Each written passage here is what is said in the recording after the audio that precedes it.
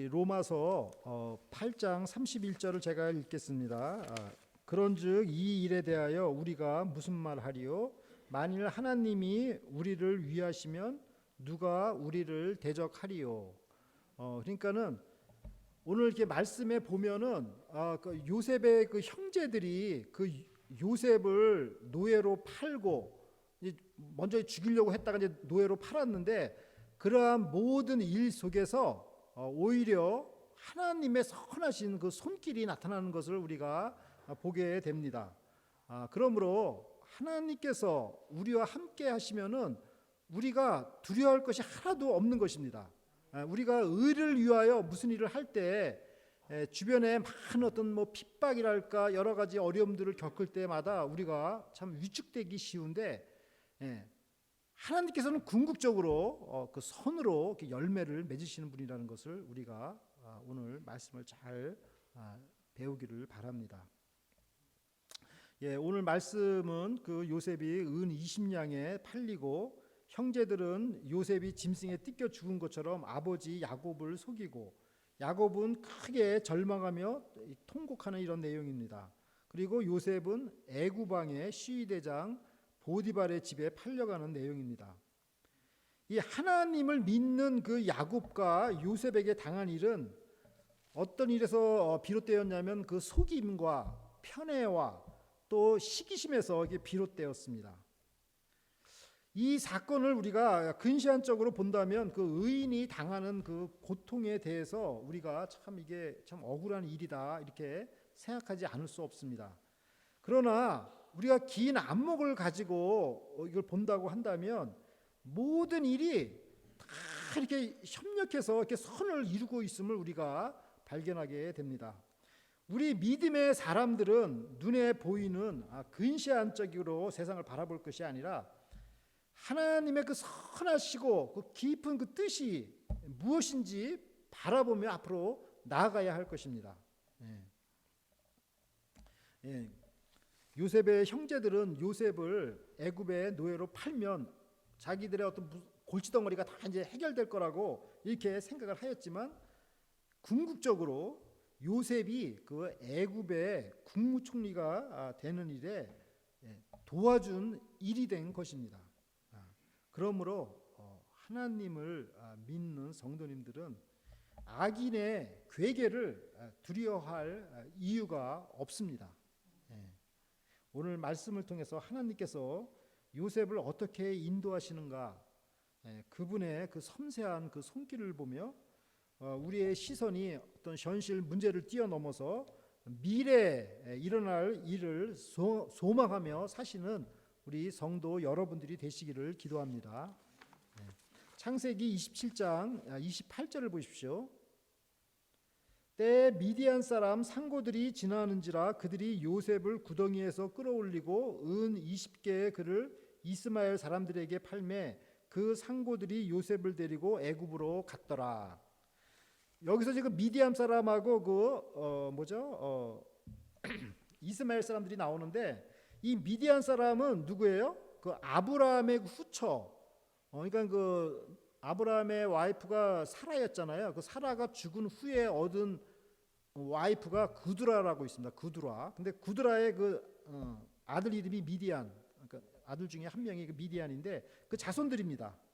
그러니까 아브라함의 자손들이죠. 그다음에 이스마엘 사람은 또 누구죠?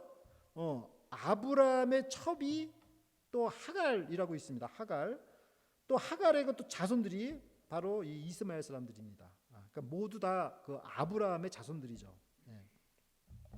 이들의 그 비즈니스는 그 애굽하고 서로 이렇게 상거래하는 그 무역을 하였습니다. 그러니까 요셉은 이들한테, 그러니까 그 이스마엘 사람들 또 미디안 사람들한테 은 20개 팔렸습니다. 당시 이제 그 노예의 값은 은 30개였는데 노예의 나이가 5세에서 20세 사이에는 은 20개 팔렸습니다. 그러니까 이 당시에 요셉이 17세니까 은 20개 팔린 것으로 우리가 생각할 수 있습니다. 예수님께서도 그 가룟 유다에게 그 은 30에 이렇게 팔린 것을 본다면 예수님께서도 그 노예의 가치로 이렇게 값으로 이렇게 팔린 것을 우리가 알 수가 있죠. 자, 그럼 여기서 이제 그 요셉이 지금 애굽으로 이렇게 팔려가는 이 일에 대해서 이게 어떤 영적인 의미가 무엇인가, 이걸 우리가 좀 생각해 봐야 합니다. 창세기 15장 13절부터 14절입니다.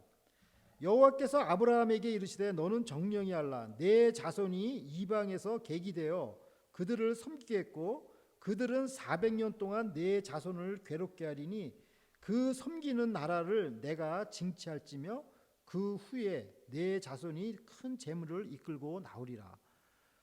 그러니까는 그 하나님께서 그 아브라함한테 그 예언을 주셨는데 네 자손이 그 400년 동안 어떤 나라에서 이방인으로 살 것이다라는 이런 그 예언이 있었습니다. 근데 바로 이 예언에 대한 부분적인 성취죠. 그러니까 요셉이 지금 이제 이쪽 그 애굽으로 이렇게 팔려가는 거죠. 그래서 이 말씀을 보면 그 요셉이 애굽으로 팔린 것은 그 아브라함 때에 그 예언한 말씀을 이루기 위한 것임을 알 수가 있습니다.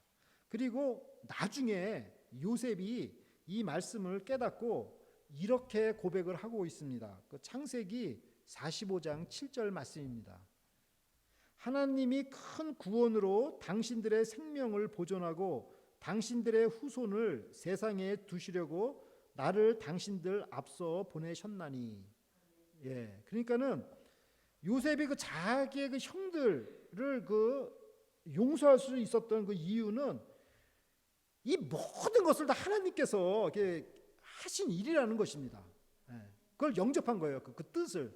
그 뜻을 영접하지 못하면 뭐 죽일로 뭐 원수지간이 되겠죠. 근데 이 모든 것들이 다 하나님의 뜻이라는 걸 자기가 알았기 때문에 그 형제들에게 용서할 수가 있는 것입니다.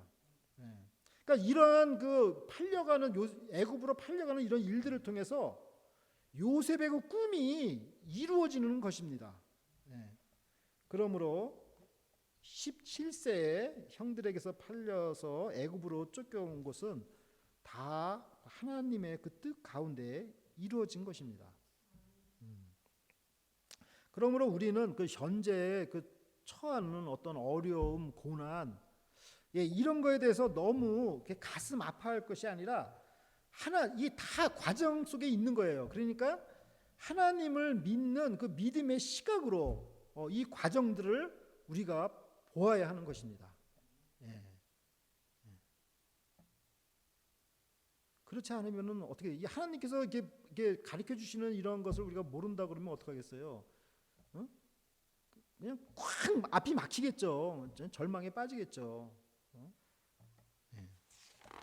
창세기 37장 29절을 보십시오. 루벤이 돌아와서 구덩이에 이르러 본즉 거기 요셉이 없는지라 옷을 찢고. 그러니까 루벤은 뒤늦게 요셉이 이제 없어진 것을 확인하고 이제 아연실색했죠. 그는 자기 옷을 찢을 정도로 정말 요셉이 노예로 팔려간 것을 알고 이렇게 슬퍼하였습니다. 창세기 37장 30절을 보십시오. 아우들에게로 와서 가로되 아이가 없도다. 나는 어디로 갈까?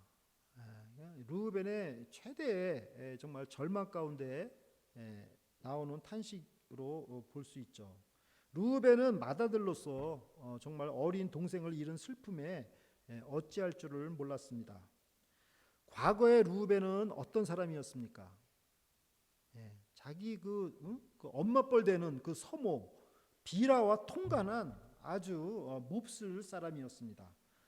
자기 아버지 야곱의 가슴에 대못을 박은 탕자였습니다. 그러나 여기서 동생 그 요셉을 위해서 이렇게 눈물을 흘리며 이렇게 옷을 찢으며 이렇게 애곡하는 것을 보면 그가 얼마나 자신의 그 과거의 죄를 뉘우치고 신앙이 이렇게 회복된 것을 우리가 간접적으로나마 우리가 정말 가늠할 수가 있는 것입니다. 누구든지 하나님 앞에서 회개를 하면 죄 사함을 받고 새 사람으로 다시 태어납니다. 고린도후서 5장 17절 말씀입니다. 그런즉 누구든지 그리스도 안에 있으면 새로운 피조물이라. 이전 것은 지나갔으니 보라 새 것이 되었도다. 예. 그러므로 어느 누구도 영원한 악인은 없는 것입니다. 예. 우리가 좀 약간 무슨 확증 편향적인 어떤 그런 저기가 있어가지고 요 사람은 요런 사람이야라고 이렇게 낙인을 찍고 계속 저 사람이 하는 행동에 대해서 그렇게 계속 바라보면서 비판하고, 이거는 정말 잘못된 시각입니다. 어느 누구도 영원한 악인은 없는 것입니다. 누구나 회개하고 예수님을 믿으면은 새로운 사람으로 거듭나게 되는 것입니다. 아멘. 창세기 37장 31절을 보십시오. 그들이 요셉의 옷을 취하고 수염소를 죽여 그 옷을 피에 적시고. 그러니까 요셉의 형들은 왜 그 수염소를 잡아서 요셉의 채색옷에 그 피를 적시고 있습니까? 바로 그 아버지 그 야곱을 속이기 위한 것입니다. 요셉이 그 아버지 심부름으로 오다가 그 악한 짐승들한테 물어 뜯겨 죽은 것처럼 보이게 하기 위함입니다. 예, 자, 이런 것을 보면은 우리가 오래 전에 야곱이 젊었을 때 그 형 에서와 아버지 이삭을 속여서 그 장자권을 그 취한 것을 우리가 생각하게 됩니다. 이처럼 야곱은 이제는 자기 그 아들들한테 그 똑같이 이렇게 속임을 당하는 것을 우리가 볼 수가 있습니다. 자, 그러므로 죄는 언제나 그 언젠가는 그 반드시 그 열매를 거두는 것을 알 수 있습니다.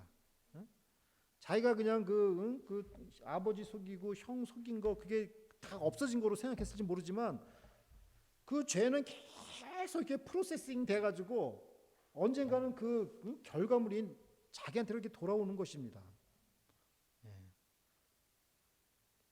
창세기 37장 32절을 보십시오. 그 채색옷을 보내어 그 아비에게로 가져다가 이르기를 우리가 이것을 얻었으니 아버지의 아들의 옷인가 아닌가 보소서 하매. 그러니까 피 묻은 그 채색옷은 아비에게로 전달이 되었고 요셉의 형들은 그 옷을 마치 무슨 주운 것처럼 얘기하고 있습니다. 그리고 그 요셉이라는 이름을 아예 자체 언급도 안 하고 이거 혹시 아버지의 아들의 옷인가요? 이렇게 능청을 떨었습니다. 야곱의 아들들은 자기 아버지 지금 야곱을 지금 속이고 있는 것이죠. 창세기 37장 33절을 보십시오. 아비가 그것을 알아보고 가로되 내 아들의 옷이라 악한 짐승이 그를 먹었도다. 요셉이 정령 찢겼도다 하고. 야곱은 피 묻은 채색옷을 보고 요셉이 악한 짐승에 물어 뜯겨 죽은 것으로 단정을 했습니다. 이를 보고 무슨 생각이 들었겠어요? 정말 자기 아들들 그 안부가 걱정이 돼서 자기 가장 사랑하는 아들 요셉을 보냈는데 이 요셉이 그 심부름 하던 중에 그냥 악한 짐승한테 그냥 물어 뜯겨 죽었구나. 그 자기 사랑하는 아들이 그냥 갈기갈기 그냥 그 짐승들이 그냥 자기 그 뼈와 살을 막 먹었다는 걸 이렇게 상상을 하면 얼마나 가슴이 아프겠어요. 자기가 심부름 시킨 것을 얼마나 정말 후회했겠습니까? 이렇게 처참하게 죽었으니 어떻게 야곱을 위로할 수가 있겠습니까?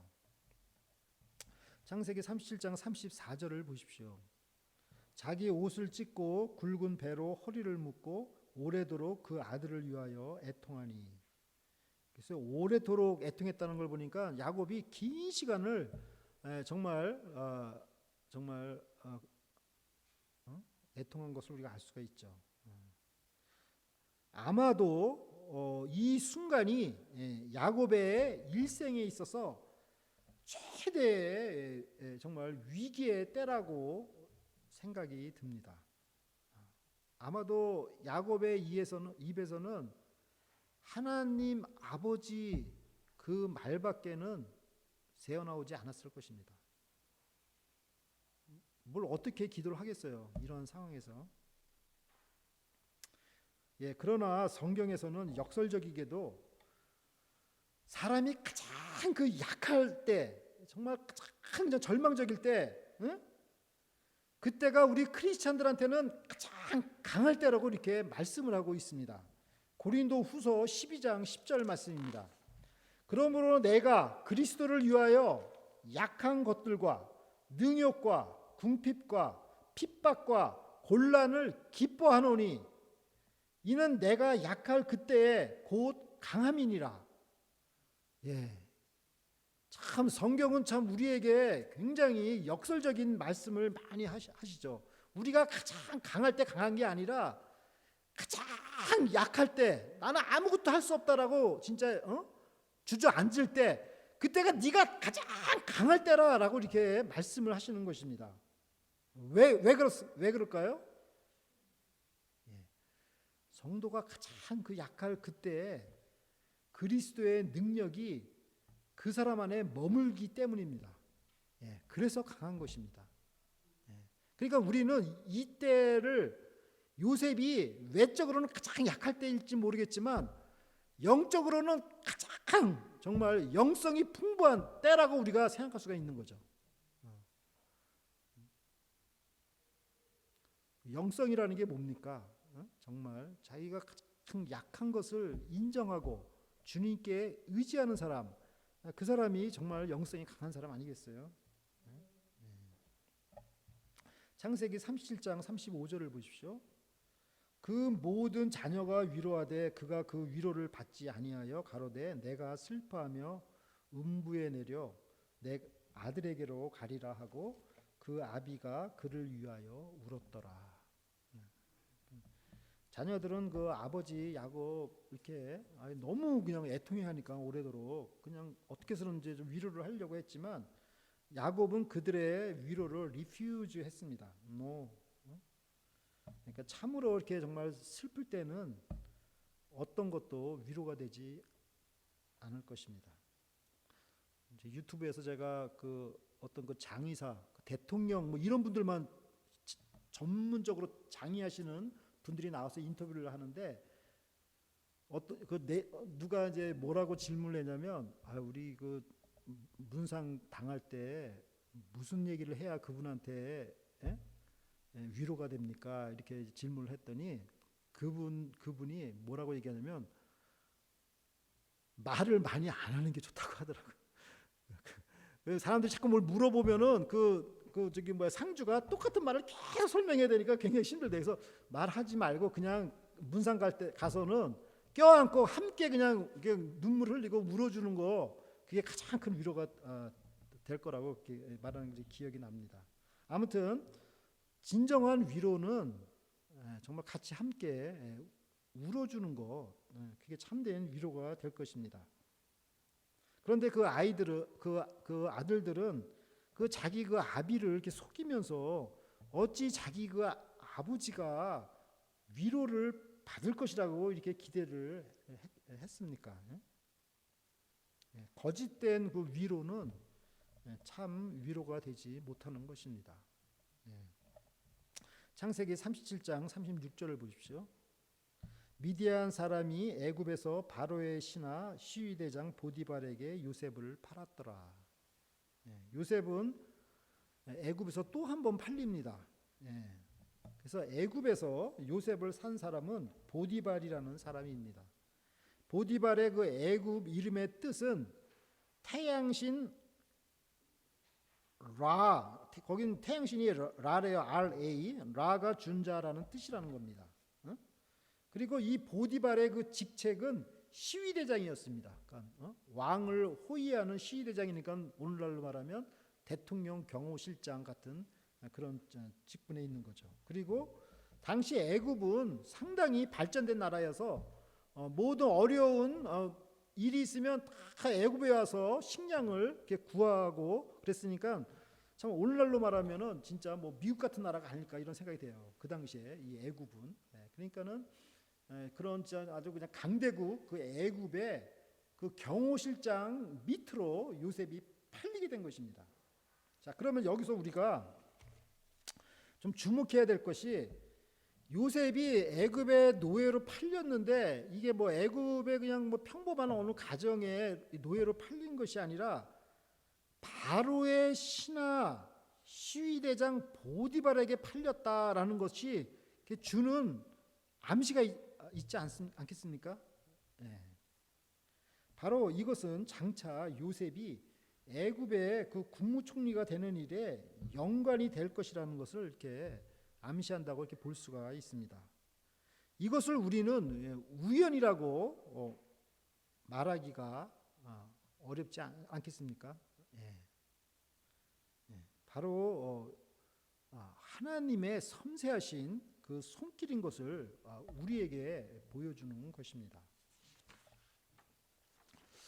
그래서 이제 우리가 오늘 이렇게 말씀을 이렇게 살펴봤는데 오늘 말씀을 우리가 세 가지 이제 키워드로 다시 한번 정리를 좀 해보고자 합니다. 그래서 오늘은 이니셜 P로 한번 살펴보겠습니다. pretense, 속인다, 속이는 거죠. pretense. 그다음에 powerlessness, 약함이란 뜻이고, plan, 계획이란 뜻이죠. 첫 번째 pretense, 속임. 그러니까 야곱이 그 이삭을 속인 것처럼 야곱은 아들들에게 속임을 또 당하게 됩니다. 그러니까 죄는 열매를 맺는 과정을 거쳐서 나중에 다시 돌아옵니다. 죄는 우리의 인생을 파괴시킵니다. 그래서 성경에서는 죄와 피 흘리기까지 싸우라고 가르쳐주고 있습니다.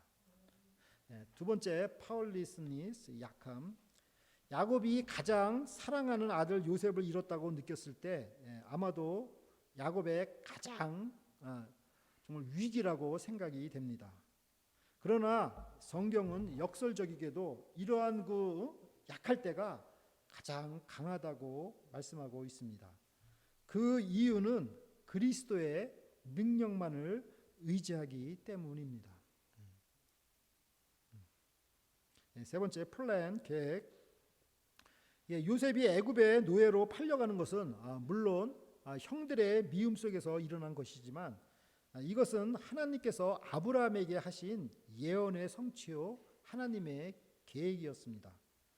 악인들은 의인들을 해치려고 하지만 그것이 오히려 선을 이룹니다. 그러니까 악인들이 그냥 해치려고 하는 것들이 결과적으로 다 그 사람을 이렇게 도와주는 일이 되는 것이죠. 이게 지금. 그러므로 성도님들은 악인들의 어떤 그 악한 행위, 뭐 이런 것에 대해서 정말 좌절하거나 두려워할 필요가 없습니다. 모든 역사의 주인은 하나님이십니다. 사랑하는 라크로스 세수만교회 성도 여러분, 요셉의 고난과 또 야곱의 슬픔, 이 모든 것들이 그 당시에는 어렵고 슬퍼 보여도 하나님께서는 모든 역사의 주관자이십니다.